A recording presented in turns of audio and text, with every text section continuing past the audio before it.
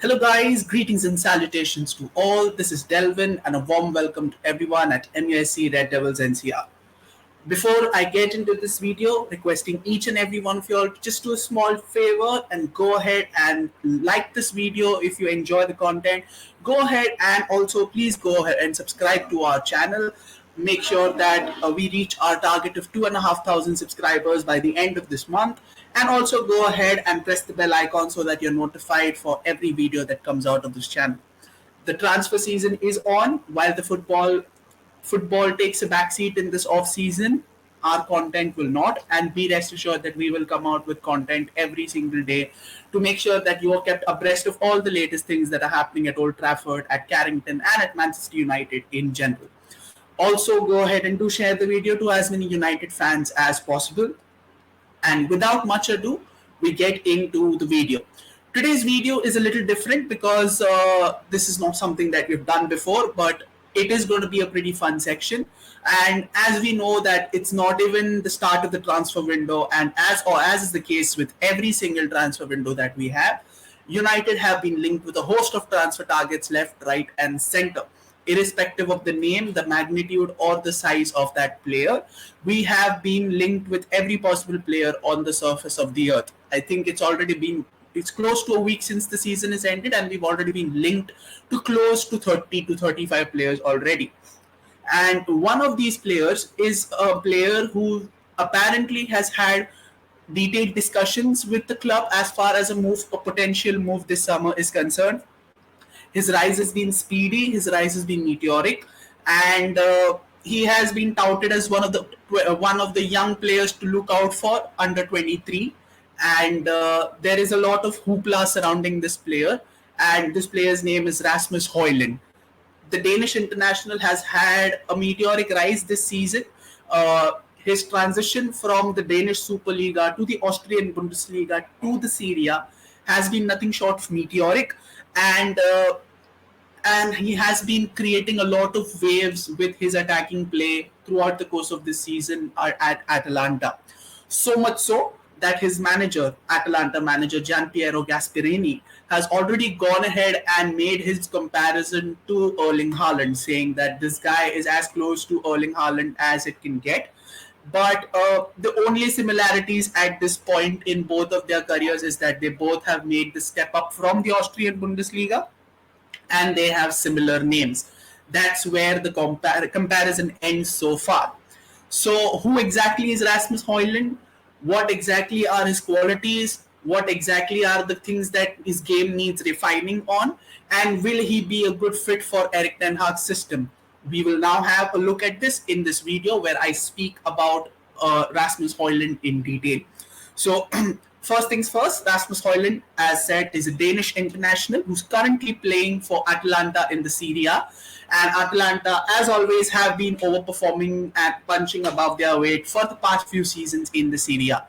And as far as his underlying numbers, his superficial numbers are concerned, he's had 8 goals in 18 appearances for Atalanta this season. And he is part of the new generation of strikers who will be taking the baton on from Duan Zapata and Luis Muriel, who are already on the wrong side of their 30s.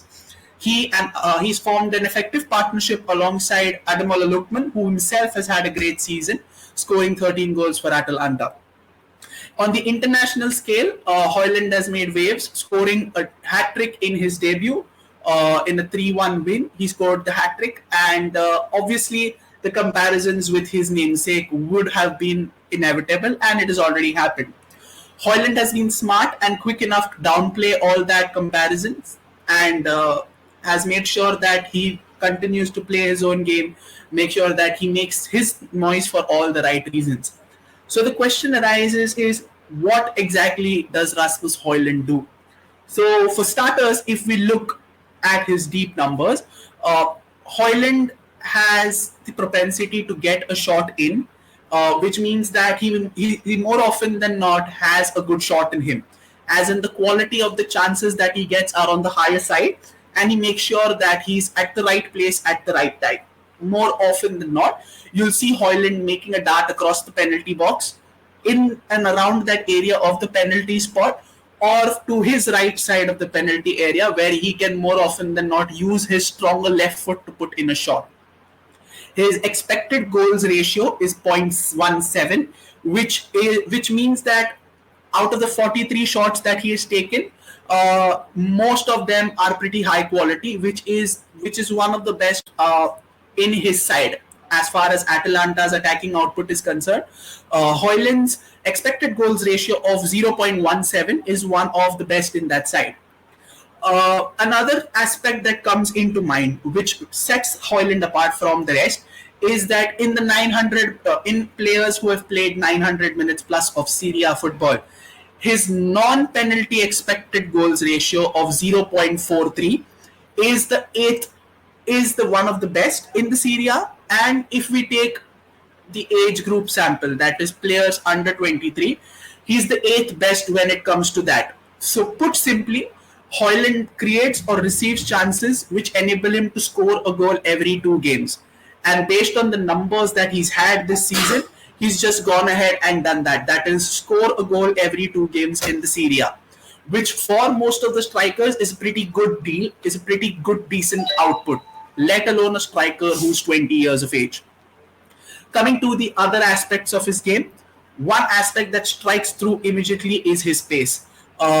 Gasperini claims that Højlund can complete a 100-meter dash under 11 seconds, which is a huge claim, and only goes to show how fast Højlund is and Højlund could be. He has brilliant acceleration, and that acceleration makes sure that Atalanta are one of the sides in the Serie A with the most direct attacks, which more or less pertain to a counter-attacking style of football, which Gasperini uses, and Højlund's pace is the chief reason why those attacks have been successful. To take into context, Atalanta are the 4th best team when it comes to the number of counter-attacks per game. Throughout the season, Atalanta have had 68 counter-attacks. Only Fiorentina, Sassuolo and AC Milan have more.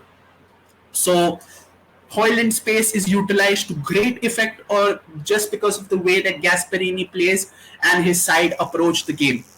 Another impeccable understanding of Højlund's game is his awareness in the game, his game sense, his game intelligence.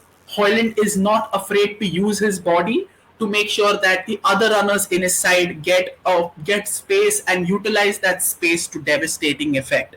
While he's not exactly the most vociferous presser, which is a trademark of the Gasperini school of football, his game sense makes sure that he's more often than not always there to pounce on these loose opportunities, and more often than not, Højlund makes the opposition pay when he receives those half chances. This is something that is required for a United side that do not have a lot of pressing in their ranks, with Wout Weghorst being the outlier rather than the norm. A player like Højlund obviously will go ahead and uplift that quality of making sure that we are a much better pressing side. Also, his pace makes sure that it fits right into United's ideology of that transitional football, which has over the years been a very key part of our way, or the way that we approach the game. Although there is a palpable shift from the way that we want to play. We want to move away from the transitional style of football to a more possession-based, ball-dominating style of play. But when the chances arise, United have the pace, United have the power to cause a lot of damage on the transition, and Højlund gives us another layer as far as the transitional play is concerned. Another one is his passing. A very unheralded aspect of Højlund's game is his ability to pick a pass. Højlund has 11.1 progressive passes per 90 minutes, which for a striker is an amazing number. Which means more often than not, his hold-up play when his back is to the goal, his intelligence and his game sense is exemplary, where he's able to pick a progressive pass. That is very, very helpful for us because of the runners, the profile of the runners that we have. We have pace, and we have burning pace in the likes of Rashford, Antony, Sancho, Garnacho, Amat possibly. So we have a lot of players who can make those darting runs in behind. And a focal point like Højlund who is proficient in build-up as well as who has an ability to pick a pass. Højlund's ability and his quality with the ball, especially when his back is to the goal, is a huge plus, which more or less gives us another added advantage, provided we do make the signing, we do confirm the Højlund signing. Obviously, there are a lot of factors to his game. There is an expectation that he will obviously improve his goal scoring output. He's just 20, but there are a few areas where he will need to be improved, or where he has to refine, or where he has to improve upon. The first and the most important aspect is his heading. For a player who's 6'3", heading is surprisingly a very weak aspect of his play. He has an average of 36.8% of duels won throughout the course of the Serie A season. While it's not exactly bad, it is well below the league average for this season as far as Serie A's aerial duel win success rate is concerned. So, in a side where we already have players who are not exactly the greatest of ball winners in aerial duels as far as our attacking players are concerned, Højlund will have to up his game as far as winning headers are concerned, or contesting aerial duels is concerned. We have to make sure, Højlund has to make sure that this facet of his game is refined. Also, he's not exactly a good header of the ball from an attacking perspective as well. He's just had 6 headed attempts this entire season. Now, for a season that has 38 games in a Serie A, 6 headed attempts, if you divide it on the bare essentials, that's 1 headed attempt every 6 games. Not exactly the best, and not exactly great shakes, especially considering the physicality and the huge figure that he is on the center of the pitch. So heading and physicality is one of the areas that he needs to improve.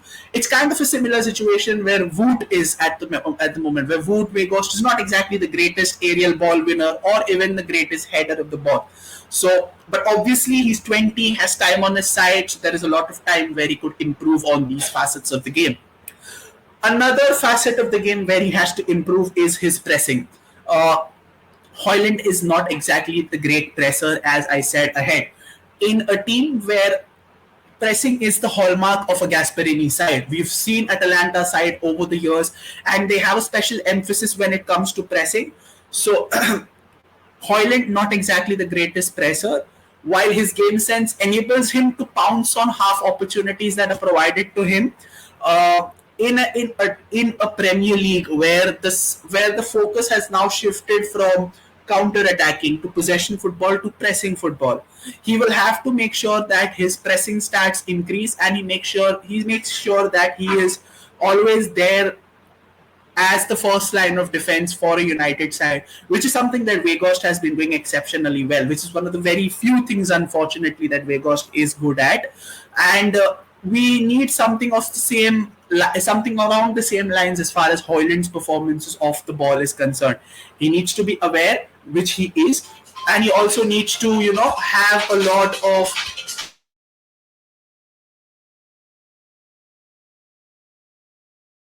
where he needs to be aware of the game around him, and he needs to be more vociferous with his pressing.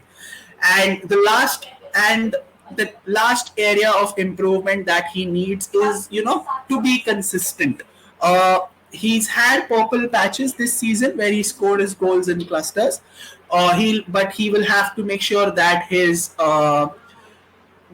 will have to score much more consistently and much more frequently if it comes to United, because United need a number 9 who can score frequently, and Højlund has to make sure that his shooting numbers and his goal scoring numbers are up. Obviously, Ten Hag is the perfect manager to get the best out of him. Ten Hag is the perfect manager to, bed him into the surroundings in a more conservative and a more measured manner. And I don't see any reason why the Højlund signing will be a bad one. If reports are to be believed, he's already changed his agency, and it's the same agency that represents Ten Hag, and whose founder is one of the most regular members in United games. He also attended the Fulham game, sitting at the Old Trafford director's box. So there are a lot of things that seem to be good as far as Højlund's move is concerned. At 20, he has huge upside as far as talent and potential is concerned. He has a low center of gravity, which aids him in his increased acceleration, can pick up a pass, is a very efficient shooter, does not have problems scoring goals without penalties, and that all these combine into a perfect symphony of a striker who can dominate world football for years to come. Whether or not United make this signing permanent remains to be seen, but I certainly believe that Højlund could be a very, very quality addition to our United forward line that requires someone of his profile. Uh, as far as the probability of the transfer is concerned, I see Højlund happening. The Højlund transfer for me is a probability of a 7 out of 10 because the Athletic is a very reliable source and they have reported that Højlund and Man United had had a lot of contact in the past few days regarding a transfer. So let's see how that goes. This was a lowdown upon Rasmus Højlund. Thank you so much for tuning in. You can go ahead and let us know your opinions about the potential transfer in the comment section below as to what exactly do you feel. Do you believe Højlund is the right fit, or do you believe another striker is more better equipped to do the job what we're expecting Højlund to do? So please go ahead, let your opinions know in the comment section. And thank you for tuning into this video. Do not forget to like, share, and subscribe. Also press the bell icon for notifications for any video that comes out of the channel. Follow us on Instagram and Twitter, and do join our ever-growing WhatsApp family. Up until then, this is Delvin wishing each one of you goodbye. So thank you so much once again. And I will see you on the other side with a brand new episode. Till then, stay healthy, stay safe. GGMU to all.